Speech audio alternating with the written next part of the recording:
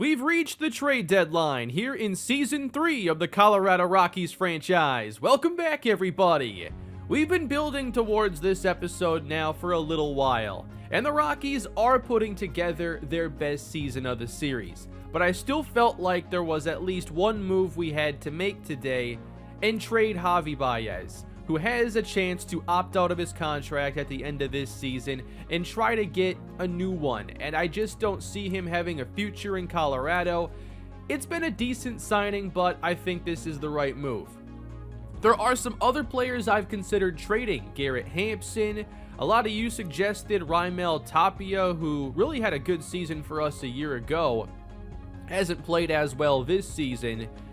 So what do the Rockies get done? Here is the trade deadline, starting with Javy Baez, and a lot of teams are of course interested. Baez has a lot of power. I checked out this offer from the Rays because I had some interest in Ryan Yarbrough, but he's already 31 years old, regressing a bit this year, so we're not going to make a deal with Tampa. This Cleveland offer was really interesting for Bobby Bradley and Tristan McKenzie. I'd say McKenzie's game is a more reliable version of Touki Toussaint's. He has more stamina, bit better control. He's had some good play in the majors recently.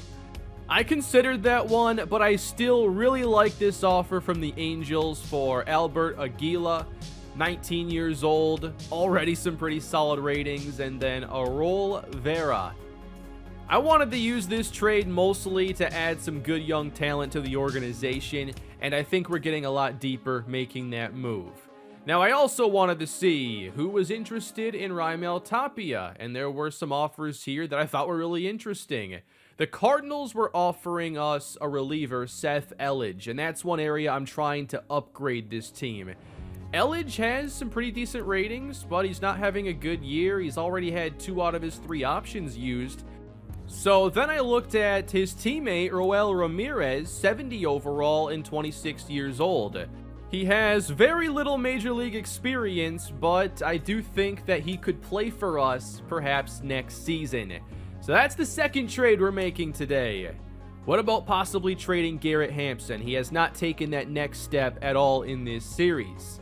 Most of these offers weren't all that intriguing. Like, I don't like these offers with 2 C potential prospects. So we did not end up trading Garrett Hampson. I wanted to take a look at the trade block, and I saw this message that the Pirates have placed Ke'Bryan Hayes on the trade block. Now, when I checked out the trade block, he wasn't listed there. Realistically, though, it would take a massive deal to get Hayes. But what about Bryan Reynolds? He's on the trade block. High contact hitter, high on base, has some pop.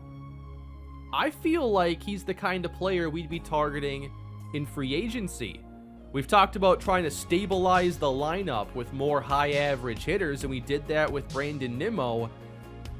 So I decided to use the trade finder here. I didn't want to trade Mickey Littlefield, but I felt like this was a decent offer. Carl Kaufman, Floyd Brooks, 2 players I've liked. Mateo Gil as well. We are going to make that trade. I did not go into this wanting to make a big acquisition, but to me this is like a jump on the offseason. This is the kind of move I would have made at the end of the year.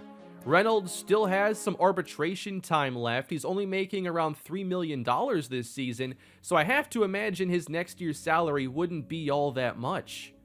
And with that, we've overhauled this roster a lot, especially in the last year in the series, between a busy free agency and making more trades than at any point during this series. A lot of changes for this team during our best season, and now we'll see where it takes us for the rest of year 3. What do you think of these 3 trades, especially the acquisition of Bryan Reynolds? After the trade deadline passes, we lose a couple games to the Astros, but take 3 of 4 from the Giants. Again, just can't beat Houston for some reason. And then some key games here against the Padres, where we win the first 2. And as we're in this wild card chase, games against San Diego and Atlanta are going to be some of our most important. We are still a little bit behind in the standings, but there is time if the Rockies can get on a roll in the second half. Yonny Chirinos takes the mound as we play for a home series sweep against the Padres. In the first inning, Eric Hosmer with the drive into right field, and Nimmo is over to make the catch. With the moves we've made, Trey Turner becomes the everyday shortstop. Bryan Reynolds will play a lot in center. David Geronimo out in left field. Chirinos ends the first inning by striking out Fernando Tatis Jr., and we go bottom one. Dinelson Lamet takes the mound for the Padres. He's put together a really nice season. 12-4 with a 1.23 whip, and Brandon Nimmo starts the day with a base hit to right field. Bryan Reynolds, he is going to bat second. We want these high on-base players at the top to try and get this offense more consistent.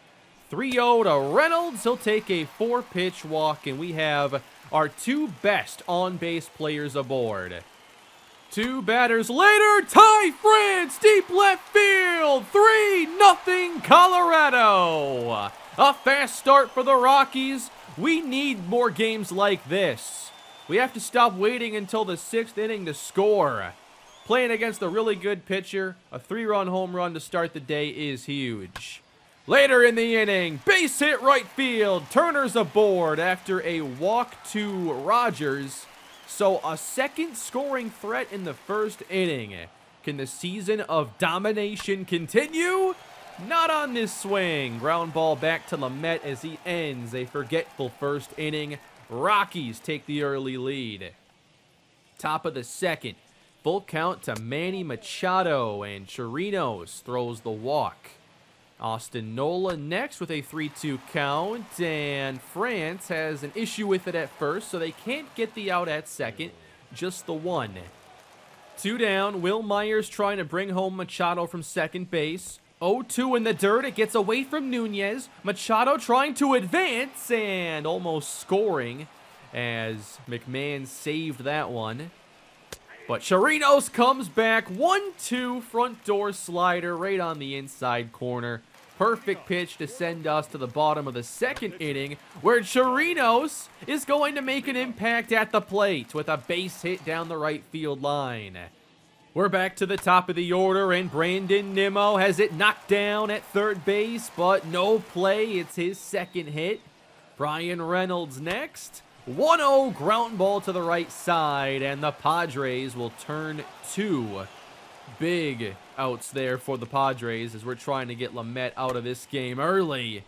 McMahon fouls off the slider. He's left those up and over the plate, but McMahon, late on this fastball, pops out in foul territory. Rocky is unable to add any more offense. In the third, 2-0 to Trent Grisham, and that one sent a long way. Reynolds chasing it, and it's down on the warning track. Grisham has great speed. He starts the third with a leadoff triple. Dinelson Lamet hitting .316 on the year.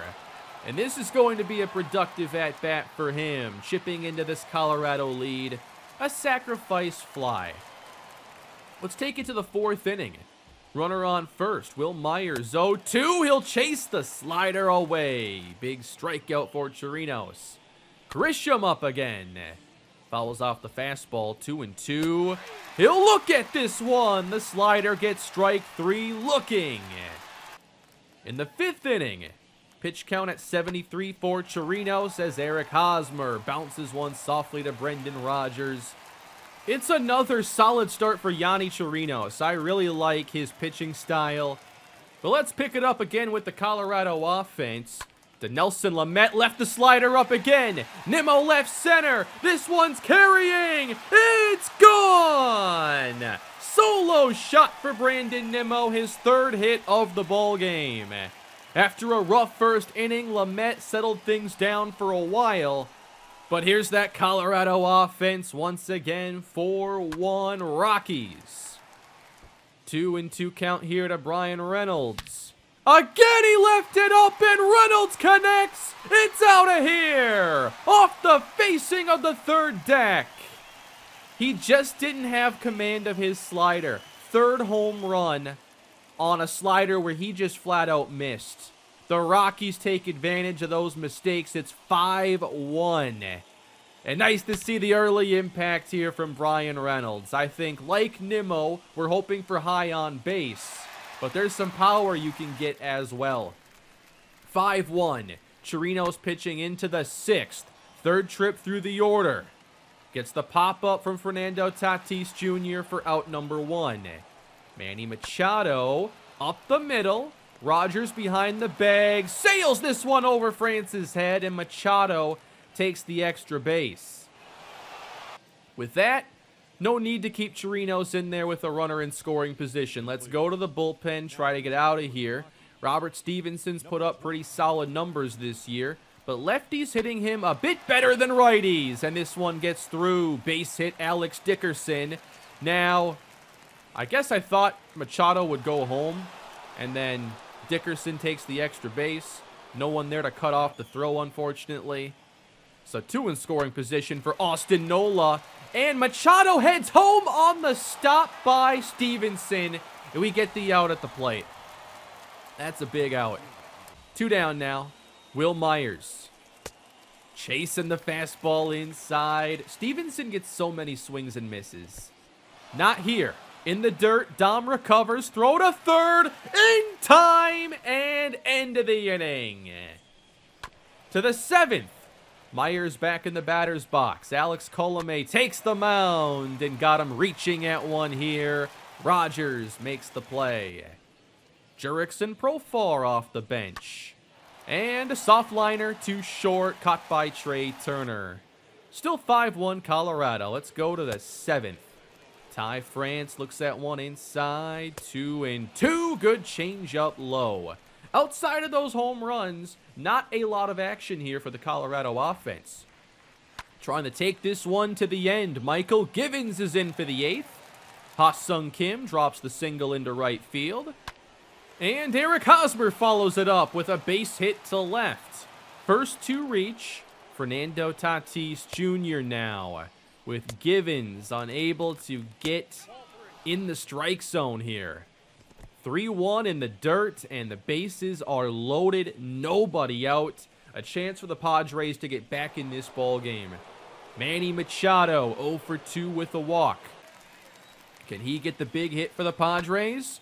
Well, he pops it up instead. Infield fly in effect, out number 1.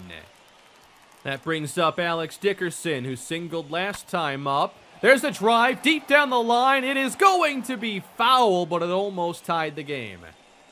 2-2. Ground ball to the left side, and we only get the 1 because I lost track of how many outs there were. We had the inning-ending double play right there. And I'm not sure why I didn't take the short route to second base to begin with. But the inning extends. Sir Anthony Dominguez in the game. That's going to the backstop. Nola trying to wave the runner home. That would have worked out for us. Dominguez has had such an issue this year with walks. Last year, I have to think, was a lot better. I'll have to check his numbers. But the base is loaded now. A big chance here for Will Myers. 1-2. Line drive at short. Cut by Trey Turner. The inning is over. The Padres get 1 run closer. And check this out. I had no idea in the show that sometimes the fans would wear those shirts of legendary players. The Todd Helton shirts are in the game. That is so cool.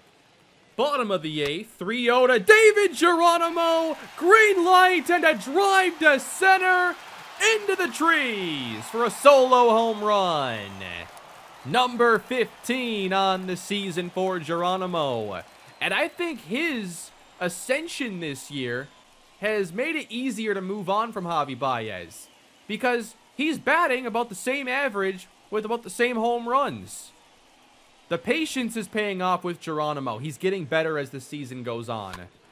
Brendan Rodgers up next with a 3-1 base hit to center.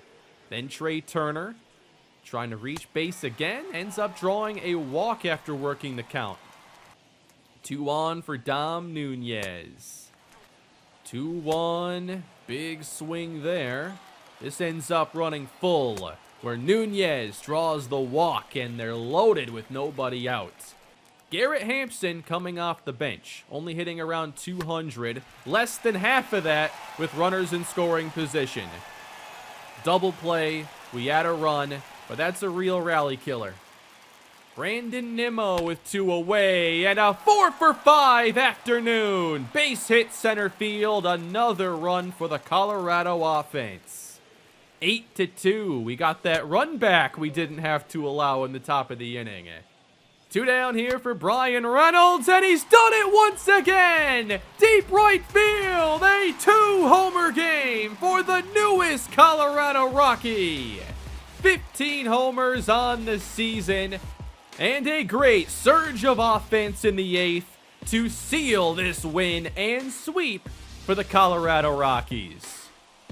I feel like we're getting this offense a lot closer to where it needs to be. We've made a lot of changes in this series. I'm not sure how many more there are going to be, but a lot of these moves look like they're paying off. 10-2 Colorado, big win. And by the way, as I was talking about David Geronimo's ascent this year, he was also July's Rookie of the Month. That popped up above his name during one of his at-bats. And he's hitting around 240 now, 15 home runs. I think you're looking at the Rookie of the Year. I think he's going to get it done, especially as he continues getting better. So a 4-for-5 day for Brandon Nimmo, 2 homers for Bryan Reynolds. We've definitely changed the top of the order of this team, and that's without Trea Turner because he just hasn't done well, so he's batting more toward the bottom. Unfortunately, he's making more than Nimmo and Reynolds combined.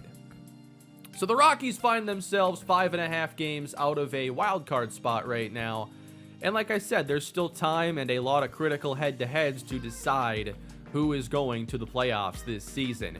But we are in the mix, like 100 games in. We weren't able to say that at any other point in the series. The pitching is still going really well. I'm still shocked at how fast that's gotten this good for Colorado. Like, we're still top 5 in ERA. And maybe with the move for Bryan Reynolds and David Geronimo playing well, and maybe just a better second half for Trea Turner, we might actually have some Rocktober action this year. We'll have to see. I know we haven't talked a lot about the prospects this year. There are some I want to highlight in upcoming episodes, but I do think it's probably a good time with us playing this well to slow it down now. We don't have to be in a rush. We are in the playoff hunt. So let's see what the Rockies are capable of in year 3. Thanks for watching the episode, everybody. Big trade deadline today. Looking forward to your thoughts on it. Please leave a like, subscribe to the channel, and the road to Rocktober continues next time, Saturday. Have a great day, everybody. See you next time.